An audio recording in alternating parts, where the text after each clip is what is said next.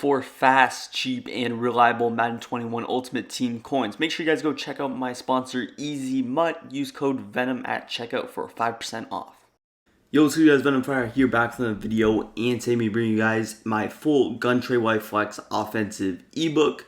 You guys showed a lot of love on the gameplay, dropped a lot of comments on my recent videos letting me know that you wanted to see this, so here I am going to bring you guys the full Trey Flex offensive ebook. If you have not seen my gameplay running this, it was probably about a week ago, I would say. Make sure you can go check that out. If I remember, I'll put it in the comment section or description. But yeah, you probably want to check that out. I also did a money play video on the Dagger play specifically, so obviously it's not going to have every single setup in the gameplay and in that video, so I do urge you guys to check those out as well to complete the full scheme. But here we are. We're going to be in the Seattle Seahawks offensive playbook running this. It's also in Saints. It's also in Raiders. It's in a lot of playbooks, but I like Seattle the best. Again, it doesn't really matter, but here's a look at my audibles. I like Dagger, inside zone, levels, wide corner, and RPO alert screen. Really, it's just a 3-play scheme, pretty much. That RPO alert screen, you can run it on occasion. And then there's also this read option. Now I have Tom Brady, so we're not going to run read options at all, but that is something you could do. That's something I touched up on in the gameplay as well. Now the abilities I'm going to use is going to be Hot Route Master. I did use that in my gameplay as well.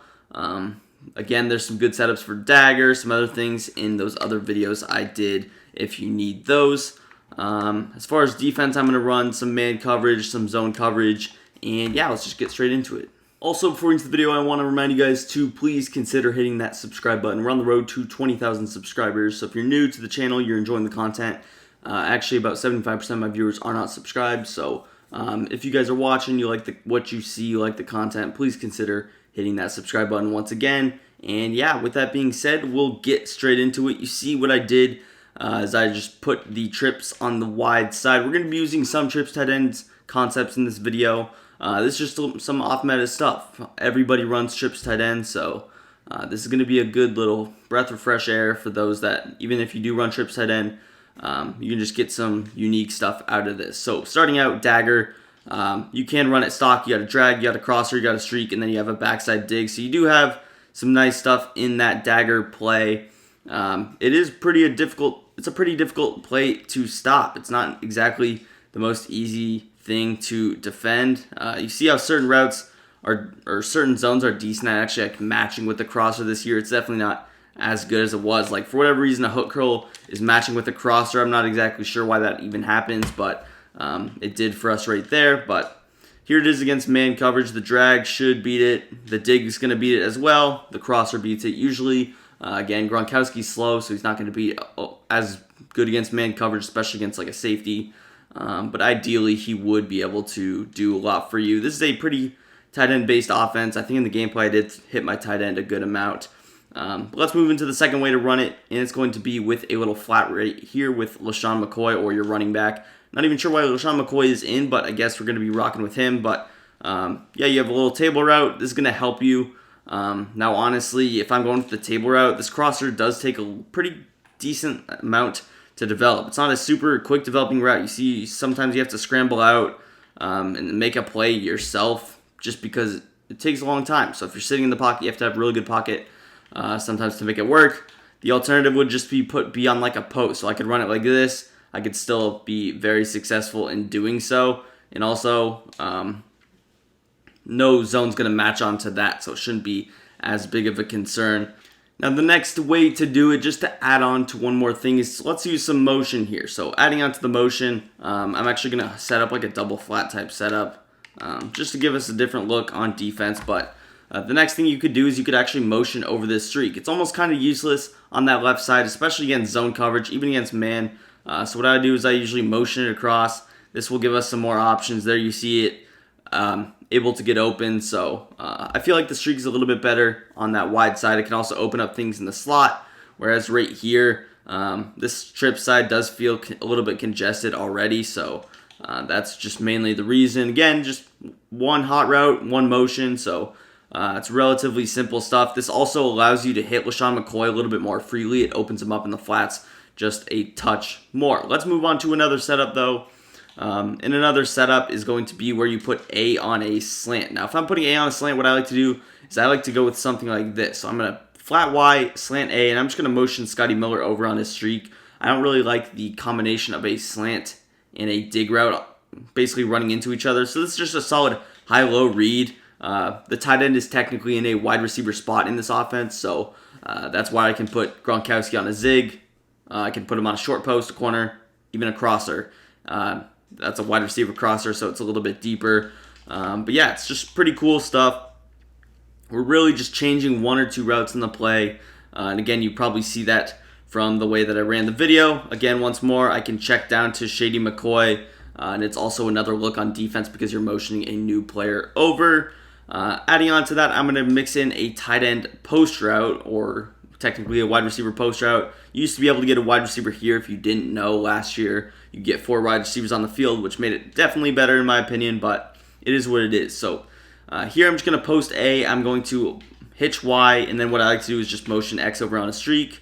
And keep in mind, Dagger is the most used play, so that's why I'm going to spend a lot of time on it. But this would be a look at your setup, just a little crosser. You have a post, you have this little hitch, and it's a pretty good spacing concept. This is something I like to go to specifically against double flat concepts. So if you were to see something like this on the offensive side of the ball, this would be a pretty good counter, I would say, to it. And again, we're using this hot route master. So here's a look at your full setup. Again, with this streak, I like to snap him as sooner rather than later. You see that post opening up. Looks like our crosser did get bumped a little bit. And honestly, you could do a couple of different things with it. One thing that maybe you could do is just like go with something like this. Now, we're going to touch up on kind of the same concept out of Levels Y Sale, but this would not be a terrible route combo as well. And you see how X is almost kind of in the way in this form play because I don't really know what to do with him. So I'll just motion him over on like a fade, see if we can beat him deep. That's also going to allow Shady McCoy to just open up in the flats once more.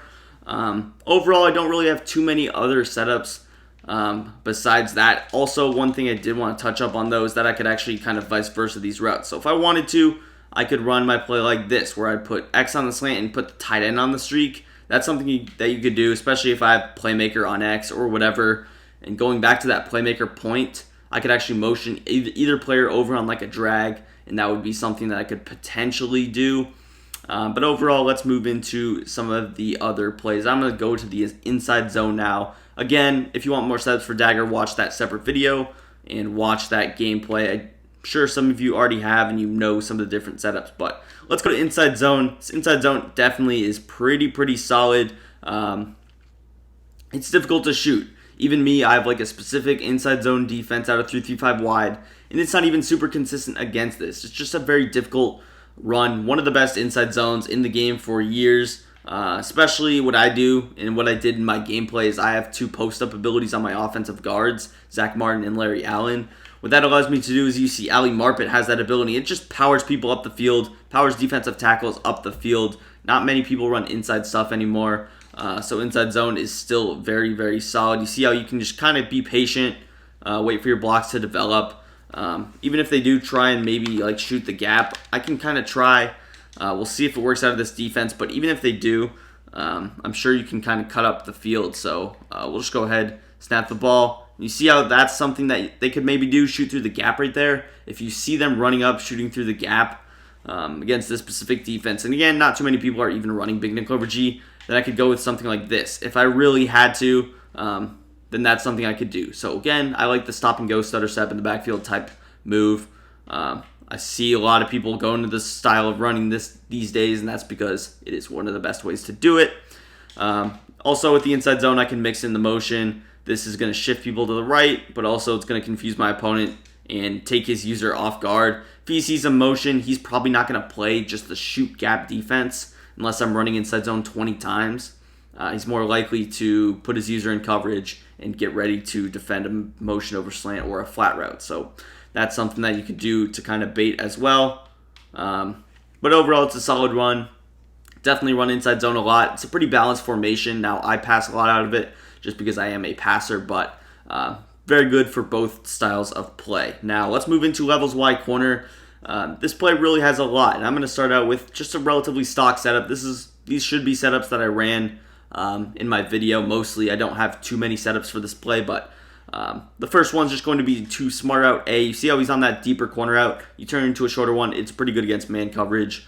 The next thing I like to do is I like to go ahead, streak B, and I post Y. So this is my setup. I had my playmaker over here in the video on this outside receiver, and I usually just threw him on a drag because this gives me a playmaker threat on the backside. If nothing's open, somehow it's man coverage, the tight end just got a good jam. Our only other beater is Godwin, he gets usered. Then this just gives us a nice third option. Also, if it's zone, you can hit Evans in the seams very quickly. I think it's very important to kind of make your opponent respect the seams. Let's go to man coverage, show it off a little bit, but seams definitely underrated in my opinion. I don't think too many people throw them this year. Again, ideally, you would have playmaker. I don't really have that, but you see how Godwin, this is just a pretty balanced, solid route combination. I did create some concepts out of like gun A slot offset last year, running the same type of a route combo. So it's definitely solid in my opinion. But just for starters, here's our first route combination. You see against zone, Gronkowski can get up the field right there. I had McCoy wide open as well. So that was our first setup. Let's move into our next setup. And our next setup is going to be something that you've probably seen out of Trips tight end. It's something that I almost set up out of Dagger. What I'm going to do is I'm going to post A, I'm going to slant B, I'm going to hitch Y, and I'm going to smoke screen X. So here's a look at our setup. I did run this in the video. This is the one I was talking about mainly. I really do like this setup. It's very difficult to defend, especially out of double Mabel concepts. You see, that was a hook curl that's going to stay. Let's pretend that they go with a double Mabel setup once more. They go with something like this. Ideally, 3 rec, they have their hook curl. This is the guy they're using. Again, I can't use her on defense and play offense, but once more, here's a look at your setup. You already have the flat route because it's stock, so you don't have to do that. And this is a pretty good setup that you can almost create out of every single play. You see right there, Godwin's going to be open, and that was a tighter throw than it had to be. Most times those curl flats are not going to play as good, especially if their zone drop set. Mine aren't set to any specific zone drop, so that's the reason that they were kind of biting on the hitch a little bit more. Ideally, they're going to stay on the sideline, so it's not too big of a concern. But yeah, this is a very solid route combination against man, against zone coverage. Let's go to 2-man under against this. Again, Gronkowski's not the best tight end. He's not your perfect tight end, but he's still going to beat man coverage. Bad throw there, but you see. And again, if I wanted to for this play, maybe I move my playmaker back inside and I have the threat of playmakering Mike Evans to the left if I want to. All right, anyways, let's hop into a couple of wild, unique route combinations. Just something that you could see good against man, just cool route combinations, I think. Again, you have not seen these guaranteed at all. So if you did stay to this late in the video, you're going to get some cool route combinations. But what I like to do for this first one is I'm going to go ahead, flat B, cross Y, and then I'm going to put X on a slant and motion him over. You see I also smarted A. This is just a pretty cool route combo in my opinion. Very many man coverage beaters. I'm a big fan of these crossers from the slot. You'll see us motion one over in our next setup. But it's just a pretty cool route combination, just different than the post. They're really kind of hit or miss, I would say. You'll see either Chris Godwin gets a really good jam at the line of scrimmage against man coverage, or he's going to get like clobbered. Again, man coverage, you don't see it a whole lot. This is pretty good against zone. I'll show it next time, but it's just a lot of man beaters. You have a slant, you have a corner route. It's just difficult to make a read on. Backside slant, solid. Again, if I wanted to. And what I had in the video is I had playmaker on the outside guy, so I can playmaker the slant if everything is covered in a perfect world, or he's using it. Let's go to zone coverage against it. Again, same route combination. And this is something that you can set up pretty quickly. You might only need one like QB hot route type animation.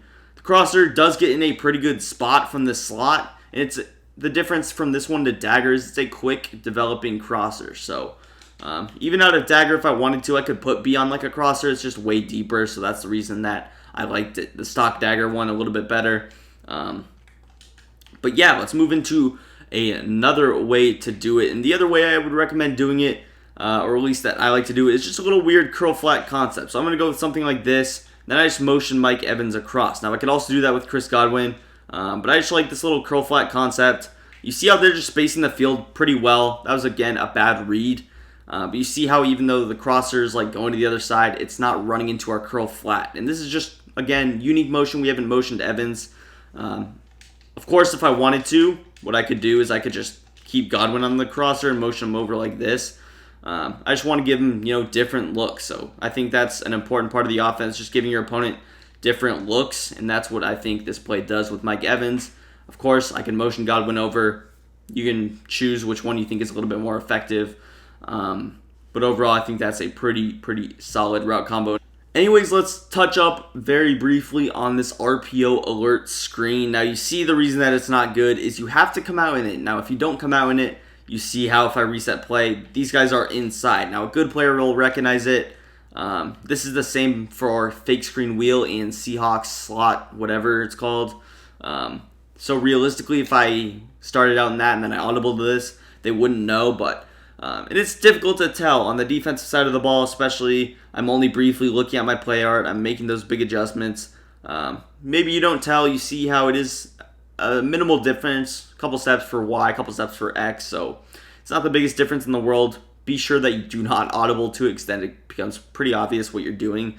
But yeah, this is just a solid screen. Screens are pretty good this year. Wide receiver screens, very underrated in my opinion. You have the inside zone threat. You also have a weird route with Gronkowski or your tight end that could get open. So it's not terrible. I just wanted to show it because I thought it was kind of cool.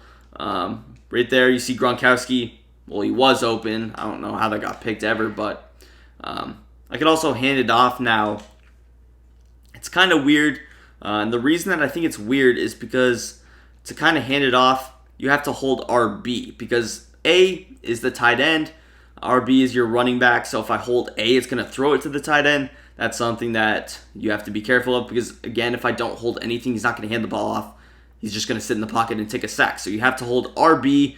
It's something that's weird that even I'm not used to necessarily. But, yeah, just a little cool RPO there. Anyways, that's going to do for the video. If you enjoyed, please hit that like button. Subscribe to the channel. Turn those notifications on to be notified every single time I upload. And peace. I'm out of here.